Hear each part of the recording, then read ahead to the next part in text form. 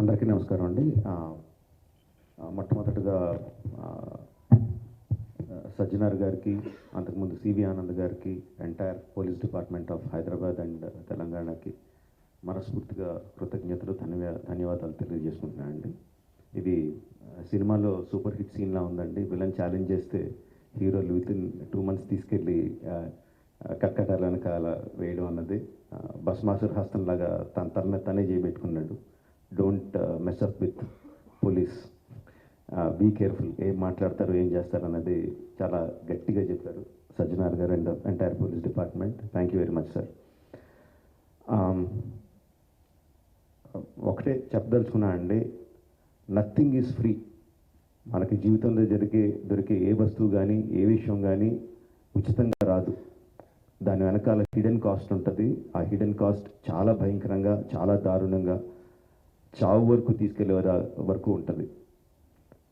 సినిమాలు ఏముంది, ఫ్రీగా చూస్తున్నాం కదా, అంతే కదా, దీంట్లో పెద్దది ఏదో ఉంది అనుకుంటున్నారు. బట్ ఆ పైరసీ సినిమాలు చేసే వాళ్ళు ఏమీ సంఘసేవ చేయట్లేదండి. వాళ్ళు ఫ్రీగా ఏం చేయట్లేదు. అంత పెద్ద పెద్ద వెబ్సైట్లు, అంత పెద్ద పెద్ద సర్వర్స్ అవన్నీ హోస్ట్ చేయాలంటే చాలా ఖర్చు అవుతుంది. దానికంతా ఆ డబ్బు అంతా ఎక్కడి నుంచి వస్తుందండి? మా దగ్గర నుంచి రావట్లేదు డబ్బు. మా సినిమా పైరసీ చేయబడుతుంది, దాని ద్వారా నష్టపోతున్నాం తప్ప మేమేం వాళ్ళకి డబ్బులు ఇవ్వట్లేదు. సో డబ్బు ఎవరు ఇస్తున్నారు వాళ్ళకి? అదంతా రన్ చేయడానికి మీరే ఇస్తున్నారు. మీ పర్సనల్ డేటా అమ్మడం ద్వారా ఇస్తున్నారు.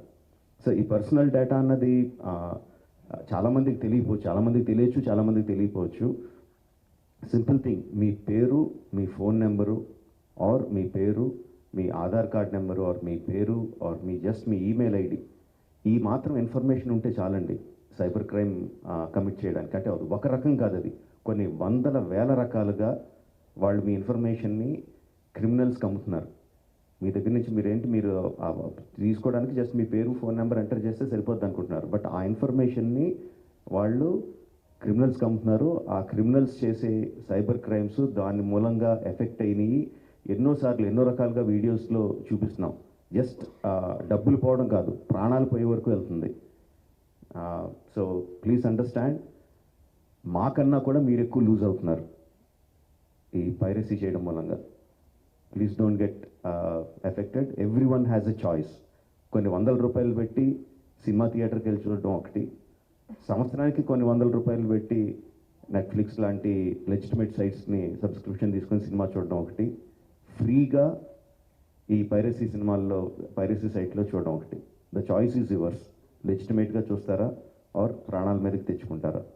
The choice is yours. Thank you.